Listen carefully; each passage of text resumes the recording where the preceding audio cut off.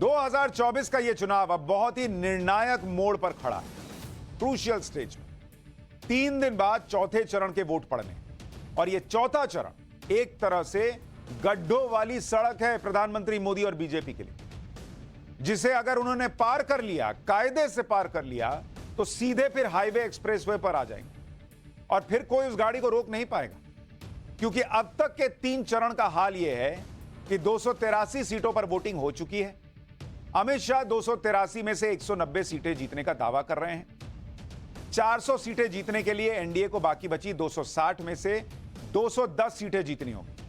अभी ये ग्राफिक्स मत चलाइए। तो अभी उनको 260 में से 210 सीटें और जीतनी है अगर 400 पहुंचना है अमित शाह के दावे के साथ। यानी अगले 4 चरण में एनडीए के पास सिर्फ 50 सीटें ही खोने का स्कोप है। इन 260 सीटों में से करीब 40% सीटें चौथे चरण में निपट जानी है, क्योंकि चौथे चरण में 13 राज्यों की 96 सीटों पर वोट डलेंगे।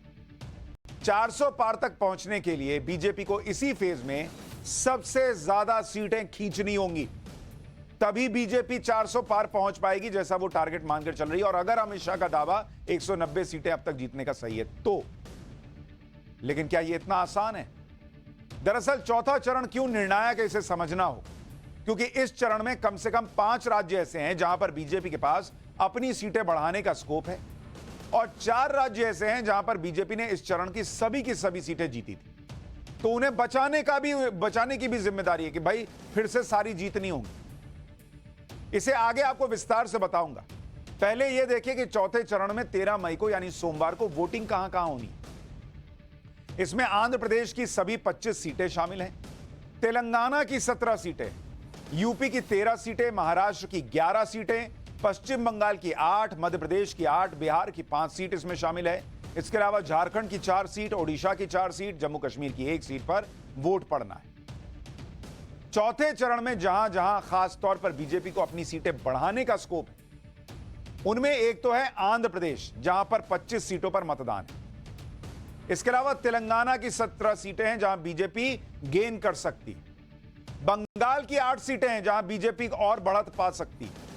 यानी 25 और 17 को अगर आप जोड़िए तो 42 और 8 50 सीटें ऐसी हैं जहां बीजेपी गेन कर सकती है। और अगर यह कर लिया तो फिर तो भैया खेला हो जाएगा। इसीलिए कह रहा हूं, यह चौथा चरण समझिए कितना इंपॉर्टेंट है। इसके अलावा चौथे चरण में जिन राज्यों में बीजेपी ने सारी सीटें जीत ली थी पिछली बार 2019 में, उसमें यूपी की जिन 13 सीटों पर वोटिंग हो रही है, वो 13 की 13 सीटें 2019 में बीजेपी ने जीती। मध्य प्रदेश की 8 की 8 जीती थी, बिहार की 5 की 5 और उड़ीसा की 4 की 4, यानी 13, 8, 21, 5, 26, 4, 30 सीटें ऐसी हैं जहां बीजेपी को फिर से यह परफॉर्मेंस रिपीट करना होगा अगर उसे 400 पार जाना है। यानी 30 की 30 सीटें फिर से जीतनी होंगी। यानी जिन राज्यों में स्कोप है वहां पर सीटें बढ़ाना, और जिन राज्यों में चौथे चरण की सभी सीटें जीती थी उन सीटों को रिटेन करना, यही वो चैलेंज है नरेंद्र मोदी के लिए, जो अगर उन्होंने चौथे चरण में पूरा कर लिया तो वो अपनी चुनावी गाड़ी को 400 के माइलस्टोन वाले एक्सप्रेसवे पर ले जा पाएंगे। और इसीलिए हमने कहा कि यह चौथा चरण नरेंद्र मोदी के लिए सबसे इंपॉर्टेंट रहने वाला है। बीजेपी और एनडीए के लिए चौथे चरण में कहां कितनी सीटें बढ़ाने का स्कोप है, आपको वो भी बताता हूं, क्योंकि यहां से आपको पता चलेगा कि यह चौथा चरण बीजेपी के लिए क्यों निर्णायक हम कह रहे हैं। जिस 4th फेज की हम बात कर रहे हैं, 4th फेज, उसमें देखिए जैसे है राज्य, कुल सीट, और अगर आप देखेंगे जैसे हम बात कर रहे हैं आंध्र प्रदेश, एपी, यहां पर कुल सीट कितनी है? 25। 2019 में बीजेपी जीती कितनी सीटें इन 25 में से? बीजेपी जीती 0। यानी अगर नरेंद्र मोदी अमित शाह 400 का टारगेट लेके चल रहे हैं तो उनके पास इन 25 सीटों में ज्यादा से ज्यादा सीटें जीतने का चैलेंज है 4th फेज में। 0 से काम चलेगा। इसके अलावा आप देखिए तेलंगाना की जो टोटल सीटें हैं वो 17, और बीजेपी ने पिछली बार यहां जीती थी मात्र 4 सीट, यानी 13 सीटें और हैं जहां बीजेपी को मेहनत करनी हो। इसके अलावा है बंगाल में कुल सीट जिसमें 4th फेज में वोटिंग हो रही है वो है 8, और ये 4th फेज का बता रहा हूं, 4th फेज। उसमें 8 सीट पे पड़ रही है। बीजेपी ने इसमें से जीती थी 3, यानी 5 सीट ऐसी है जहां बीजेपी गेन कर सकती है। इसके अलावा है महाराष्ट्र, वहां पर इस बार वोटिंग हो रही है 11 सीट पर और बीजेपी ने जीती थी 10, तो यहां पर 1 सीट और बढ़ा सकती है। इसी तरह झारखंड की 4 सीटों पर मतदान है, बीजेपी ने 3 जीती थी 2019 में, 1 सीट वहां भी गेन कर सकती है। लेकिन मेजर जो बीजेपी गेन कर सकती है वो है तेलंगाना और आंध्र प्रदेश। अगर चौथे चरण की सीटों पर 2019 के हिसाब से ओवरऑल रिजल्ट देखें तो चौथे चरण की जिन 96 सीटों पर अब मतदान होना है उसमें पिछली बार एनडीए को 49 सीटें आई थी और इन 49 में बीजेपी ने 42 जीती थी। इंडी गठबंधन को 12 सीटें आई थी और अन्य के खाते में 35 सीटें गई थी।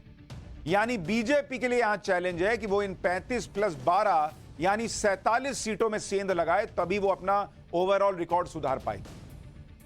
यानी अगर पिछले 3 चरण में अमित शाह के किए दावे के हिसाब से देखें तो एनडीए 3 चरण में 190 के पार और इस चरण के बाद बहुमत के आंकड़े यानी 272 के करीब पहुंच सकती है अगर अमित शाह का दावा सही है। और अगर बहुमत के आंकड़े के करीब पहुंचे तो फिर 400 तक का जो टारगेट बीजेपी ने रखा है उस तक बीजेपी के लिए पहुंचना आसान हो पाएगा। अब अगर बीजेपी और एनडीए को अपनी टैली को 400 पार पहुंचाना है तो इस चरण में 2 राज्य ऐसे हैं जहां अपनी सीटें उसे बढ़ानी है, एक आंध्र प्रदेश, दूसरा तेलंगाना। दोनों को मिलाकर कुल 42 सीटें और आंध्र प्रदेश तेलंगाना में बीजेपी खूब मेहनत भी कर रही है। कल ही पीएम का रोड शो आंध्र प्रदेश में हुआ है। आंध्र प्रदेश में इस बार बीजेपी का मजबूत गठबंधन भी है।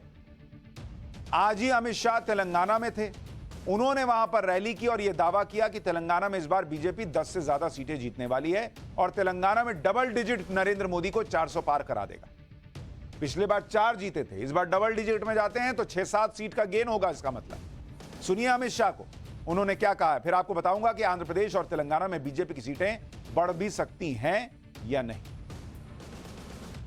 2019 में तेलंगाना की महान जनता ने हमें 4 सीट दी है, मगर मैं आज सुन लो रेवंत रेड्डी, आज कहकर जाता हूं इस बार तेलंगाना में हम 10 से ज्यादा सीटें जीतने वाले हैं। तेलंगाना का ये डबल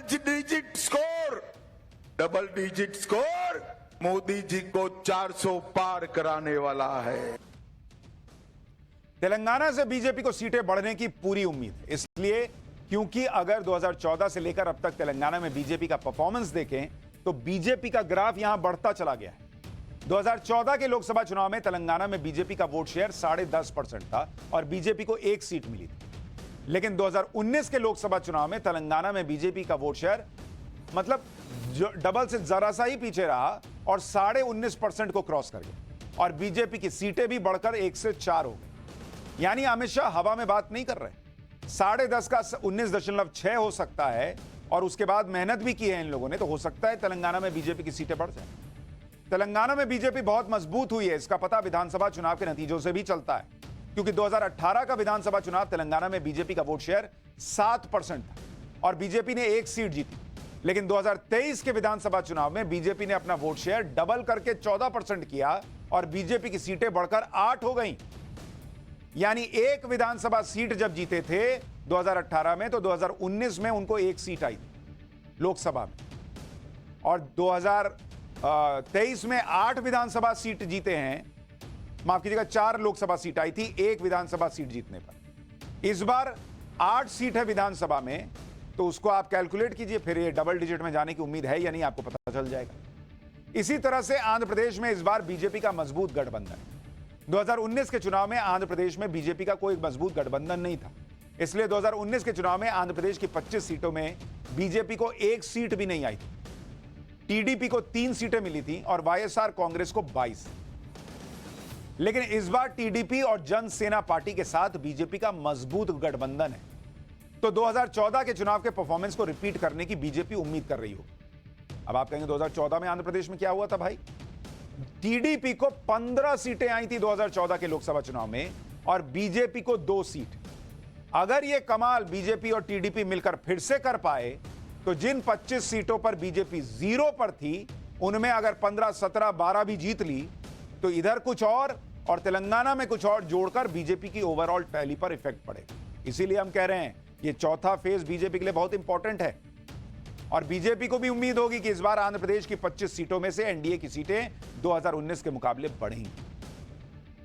लेकिन यह चौथा चरण इतना आसान किसी के लिए भी नहीं है, क्योंकि यह ऐसा चरण है जिसमें कई सीटों पर बहुत क्लोज फाइट पिछली बार रही। कई सीटें ऐसी हैं जो एक पार्टी से दूसरी पार्टी के पास जाती रहीं और बहुत कम सीटें हैं जिनमें जीत का अंतर बहुत ज्यादा था। जैसे 11 सीटें ऐसी हैं चौथे चरण में जहां पर जीत का अंतर 1%, यानी 10,000 वोट से भी कम था। ऐसी 11 सीटें। सिर्फ 20 सीटें ऐसी हैं जो पिछले 3 लोकसभा चुनाव से लगातार एक पार्टी के पास है। मात्र 3 सीट ऐसी है जहां पर जीत का अंतर 2019 में 35% या उससे ज्यादा था, जिसको आप सेफ सीट कर सकते हैं।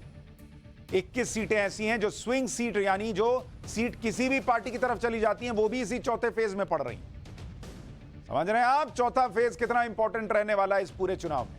यानी चौथा चरण पहले के चरणों के मुकाबले ज्यादा चुनौतीपूर्ण है, ज्यादा महत्वपूर्ण है। लेकिन इसमें भी बीजेपी को दूसरों के मुकाबले बढ़ा था। आप कहेंगे ऐसा क्यों? वो मैं बताता हूं। चौथे फेज के बारे में जब बात कर रहे हैं, फोर्थ फेज, एक एक एनालिसिस समझते जाइए, आपको समझ में आएगा चुनाव किस दिशा में जा रहा है। चौथा चरण, कुल सीट कितनी है चौथे चरण में? वोटिंग हो रही है 96 सीट पर। इसमें 40% से ज्यादा वोट शेयर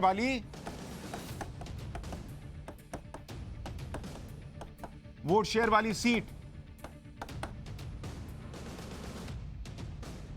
इसमें से जो 40% से ज्यादा वोट शेयर के मार्जिन वाली सीटें हैं, वो बीजेपी के पास कितनी आई? बीजेपी प्लस के पास 43 और कांग्रेस के पास आई 11।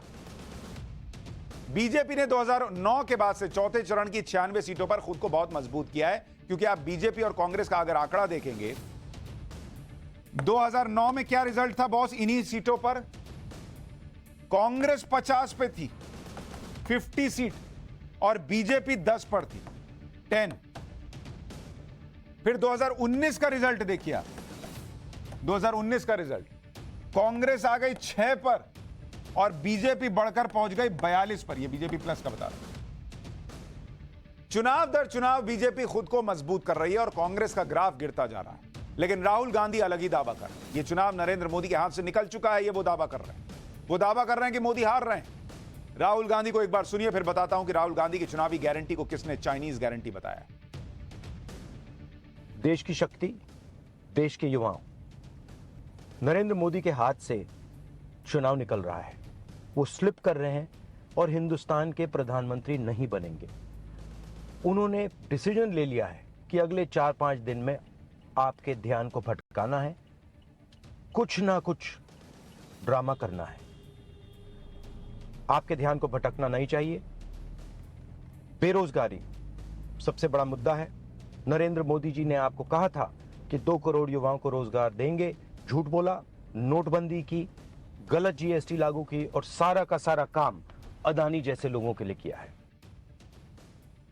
जो राहुल गांधी और कांग्रेस पार्टी पूरे चुनाव में यही माहौल बनाते रहे हैं कि नरेंद्र मोदी भटकाने की राजनीति कर रहे हैं, वो अब कह रहे हैं कि नरेंद्र मोदी 4-5 दिन में भटकाएंगे। अरे भाई तय कर लो, पहले भटका रहे थे कि अब भटकाएंगे। राहुल गांधी को शायद यह भरोसा है कि चुनाव में जो गारंटी वो दे रहे हैं उससे उन्हें वोट मिल जाएंगे। राहुल गांधी इसी गारंटी के भरोसे हैं। लेकिन अमित शाह कह रहे हैं कि राहुल गांधी की गारंटी तो चाइनीज गारंटी है, जिस पर भरोसा नहीं किया जा सकता। सुनिए अमित शाह को, फिर वह आपको डेटा बताऊंगा जिससे देखकर आप खुद समझ जाएंगे कि यह चुनाव किसके हाथ से निकल सकता है। 2024 का जो चुनाव है, ये राहुल गांधी वर्सेस नरेंद्र मोदी का चुनाव है। ये चुनाव वोट फॉर जिहाद, इसके अगेंस्ट वोट फॉर विकास का चुनाव है। ये चुनाव परिवार के कल्याण, अपने परिवार के कल्याण के विरोध देश की जनता के कल्याण का चुनाव है। ये चुनाव राहुल गांधी की चाइनीज गारंटी के खिलाफ मोदी जी की भारतीय गारंटी का चुनाव है। अमित शाह जो कह रहे हैं और राहुल गांधी जो कह रहे हैं वो तो आपने सुन लिया। लेकिन राहुल गांधी को ये कोई बताए कि सिर्फ गाड़ी में घूमकर वीडियो बना देने से चुनाव नहीं जीते जाते। इस चुनाव में सबसे बड़ा फैक्टर तो पहले खुद नरेंद्र मोदी है। नरेंद्र मोदी की गारंटी के नाम पर वोट पड़ते हैं। नरेंद्र मोदी जानते हैं कि उनके चुनाव में उतरने से कैसे चुनाव पलट सकता है, इसलिए 400 प्लस जैसे टफ टारगेट को पाने के लिए वो खूब मेहनत भी कर रहे हैं, खूब पसीना बहा रहे हैं। और जो राहुल गांधी ये दावा कर रहे हैं कि ये चुनाव तो नरेंद्र मोदी के हाथ से निकल गया है, वो खुद चुनाव में कितना पसीना बहा रहे हैं आपको दिखाता हूं। आप मेहनत का फैक्टर देखिए। बॉस, चुनाव किधर जाएगा ये मेहनत पे भी तो डिपेंड करेगा। कोई बच्चा 8-8 घंटे पढ़ रहा है और कोई बच्चा जो है वो खेलने में बिजी है, जबकि उसका रिपोर्ट कार्ड पहले भी खराब रहा है और पढ़ाई आधे घंटे की करता है। और उसके बाद कौन टॉपर आएगा आपको समझ में आ जाएगा। तो आपको 3 चरण का रैली मीटर दिखाता हूं, कौन कितनी रैली कर रहा है। इसी से आपको अंदाजा लग जाएगा कि इस गर्मी में कौन मेहनत करने को तैयार है। ये 31 मार्च से लेकर 5 मई तक के बीच का आंकड़ा आपको दिखा रहा हूं। इसमें किसने कितनी रैली की जरा देखिए। मोदी की रैली 83 रैली नरेंद्र मोदी ने की रैलियां। अमित शाह ने कितनी रैली की? अमित शाह ने की 66 रैली। यानी अगर आप दोनों को जोड़ दें तो अमित शाह और नरेंद्र मोदी मिलाकर 149 रैली 3 चरण में कर चुके थे। 149 रैली इस गर्मी में बॉस। और नरेंद्र मोदी की उम्र 73 साल है। अब जरा राहुल गांधी को देखिए, राहुल कितनी रैली कर रहे हैं, जरा कंपैरिजन कीजिए। राहुल गांधी ने 40 रैली की है, 40। और प्रियंका वाड्रा, उन्होंने कितनी रैली की? इन्होंने की 29। इन दोनों को अगर आप जोड़ दीजिए तो ये 69 रैली कर पाए भाई बहन। कहां ऑलमोस्ट 150 रैली करके बैठे हैं ये लोग। जो 400 का टारगेट लेके चल रहे हैं, जो ये मान के बैठे कि हम जीत रहे हैं, वो इतनी मेहनत कर रहे हैं। और ये लोग जो नरेंद्र मोदी को हराने निकले हैं, ये 69 रैली कर पाए। यानी राहुल गांधी और प्रियंका वाड्रा ने मिलकर जितनी रैली की है, उससे ज्यादा रैली अकेले तो नरेंद्र मोदी कर चुके हैं। दोनों मिलकर जितना कर रहे हैं 69, उससे ज्यादा तो नरेंद्र मोदी अकेले कर चुके 83। फिर आप कहेंगे कि हम हरा नहीं पाते हैं। अब आपको बताता हूं कि फेज वाइज पीएम मोदी ने किस फेज में कितनी रैलियां की और उसके मुकाबले राहुल गांधी ने कितनी रैलियां की, और एक दिन में उनकी रैली का स्ट्राइक रेट क्या रहा है। जैसे अगर आप फर्स्ट फेज देखें, जो पहला चरण था, उसमें पीएम मोदी की 31 रैलियां हुई थी और उनका डेली अगर आप स्ट्राइक रेट निकालिएगा तो 1.72 का बैठता था। और उनकी उम्र 73 साल है बॉस। इस गर्मी में वो पहले फेज में 31 रैली करते हैं। राहुल गांधी कितनी करते हैं? 21। उनका डेली का स्ट्राइक रेट 1.16 और उनकी उम्र है 53 साल।